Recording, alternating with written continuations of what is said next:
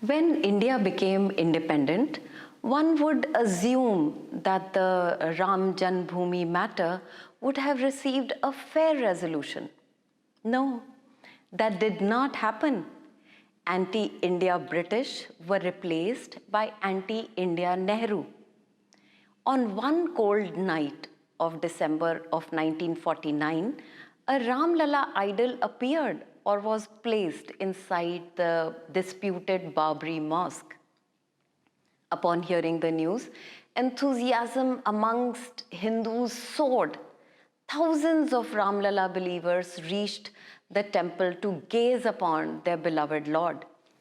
After centuries, it seemed that the Hindus could offer prayers to Ram Lalla, who had been in shackles till then. Enthusiastic plans were drawn to construct a huge temple after seeking permission from the local authorities. Some wicked Muslim leaders quickly wrote to Prime Minister Nehru about this heartbreaking tragedy. Please remember, at the time, it was still an abandoned mosque.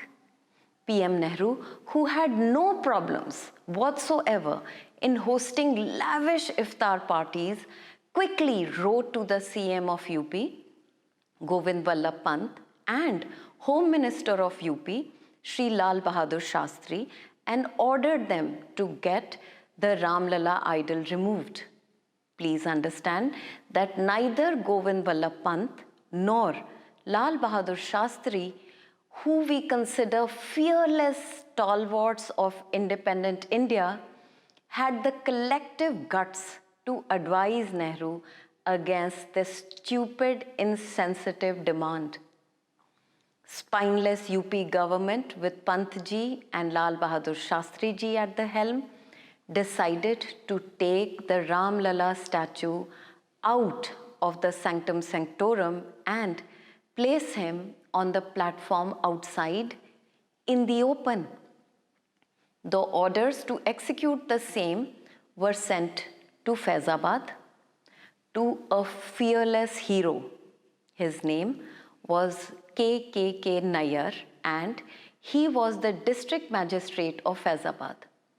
K. Nair took on the might of Nehru while Pant and Shastri hid out of sight. He refused such action as he feared that it would lead to communal violence. When the pressure was mounted by Nehru and forwarded by Pant and Shastri, Nair asked that he should be relieved of his duties. Nehru wrote again, saying that he was worried that such a move would jeopardize his image in Kashmir and in Pakistan.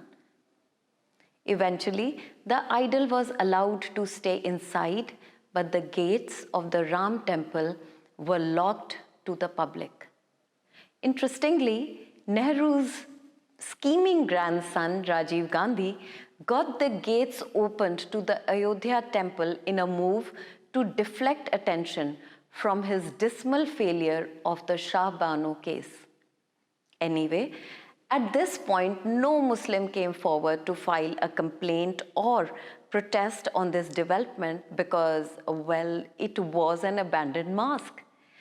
Just 5 days shy of the 12-year mark, when an uncontested property dispute would have gone in favor of the Ram Mandir, a claim was made by the pro-Babri Masjid team. Now we go to 2003 and join in Allahabad High Court case and the involvement of the archaeologists. Renowned archaeologists, Professor B.B. Lal had done an exhaustive study on the antiquity of Ayodhya, where the excavations revealed that the first occupation of Ayodhya was in as early as the 7th century BC. He also shared that the black stone pillars that were used for the construction of Babri Masjid may have come from a preceding structure. Later, Dr. S.P. Gupta added that a pillared structure was indeed built on the site in the 11th century. The black stone used for making pillars were highly prized and were not locally sourced. The Pratihara carvings on the pillars were unique to the temples. As per archaeologist K.K. Muhammad, many a times the Muslim community voiced its opinion and its wish to give the Ram Janmabhoomi to their Hindu brothers for the temple. But the Marxist historians thwarted such requests. They were not interested in extensive excavations either. They just wanted the dispute to continue. Allahabad High Court persisted, and eventually the excavation yielded proof going back to the first millennium BC on the 11th and 12th century and ended on the 16th century AD.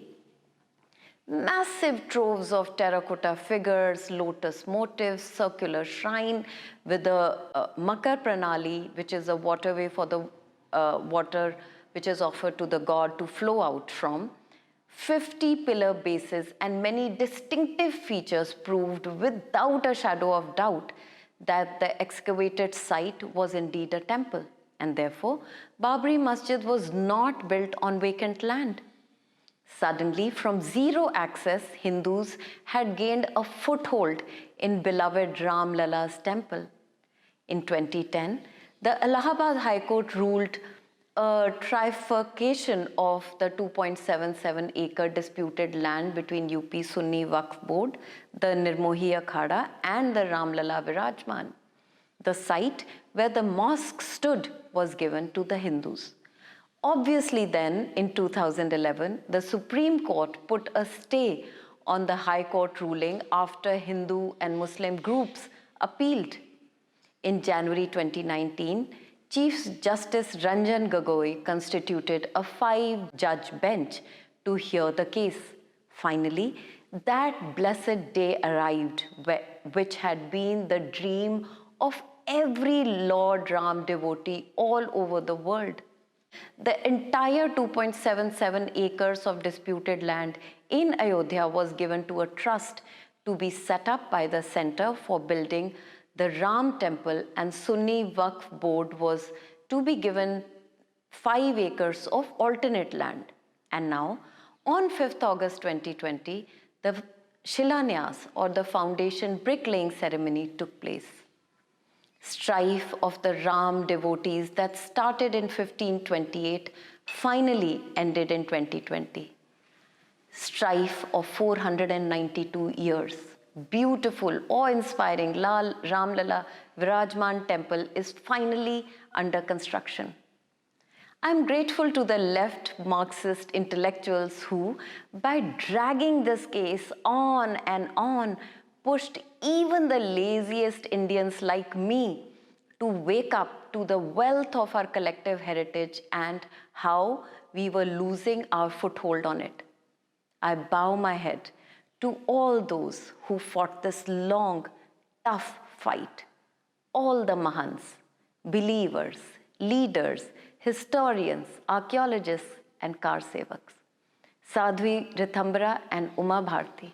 Today, I also bow my head to the 59 Hindu women and children who were burnt alive when returning from the Ram temple in Ayodhya in the S6 coach of Sabarmati Express.